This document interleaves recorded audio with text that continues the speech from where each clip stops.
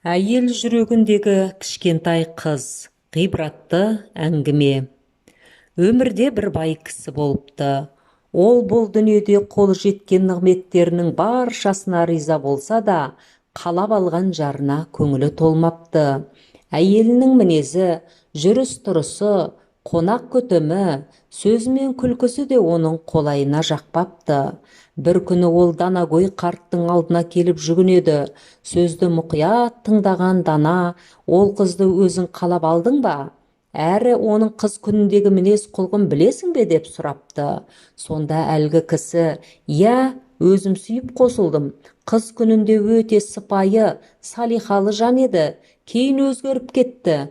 Қыз күнінде қыздың бәрі жақсы, жаман әйел қайдан шығады дегендей, соның сырын өзім де білмей басым қатты» депті. Сонда әлгі Дана қарт: «Балам, Алла тағала адамға ұрпақ сыйлайды. Кімге қаласа ол, кімге қаласа қыз, кімге қаласа екеуін де береді. Ал жаман әйел немесе жаман еркекті адамдардың өздері жасап алады. Әйеліңнің сүйкімсіз жанға айналуына сенің өзің кінәлісің. Есіңде болсын, әр әйел өзінше бір әлем. Ол әлемді өзіңнің әлеміңдей етемін деп күшке салсаң, оның қалыптасқан жүйесін бүлдіресің. Ал бұзылған жүйеден бір кездегі кереметтерді қайтадан күту әбестік болар» депті.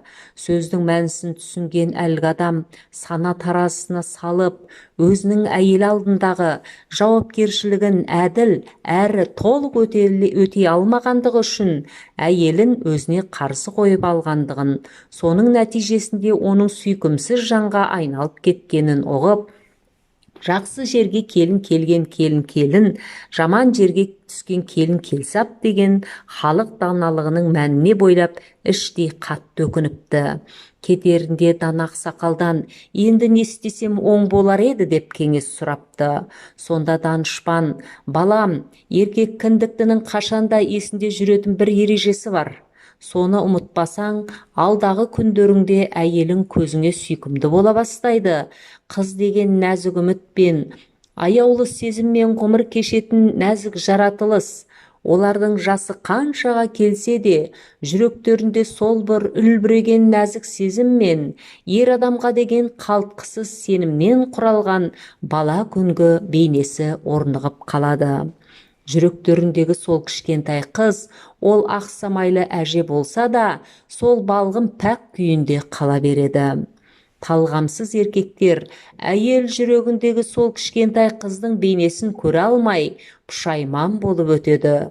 Әйеліңіз қаншайым болса да, отбасы, ошақ қасындағы күлді көмеш шаруа әйел болса да, олардың жүрегінде мәңгілік қартаймайтын қыз бейнесі барын ұмытпаңыз. Талғампаз болсаңыз, сол бейнені көре аласыз. Көре білсеңіз, әйеліңізді мәңгі сүйіп өтесіз. Әйелді аяласаңыз, өміріңіздің қалай нұрға бөленгенін байқамай қалатын нағыз бақытты еркекке айналасыз. Еркек бақытының ережесі осы депті сабырлы үнмен.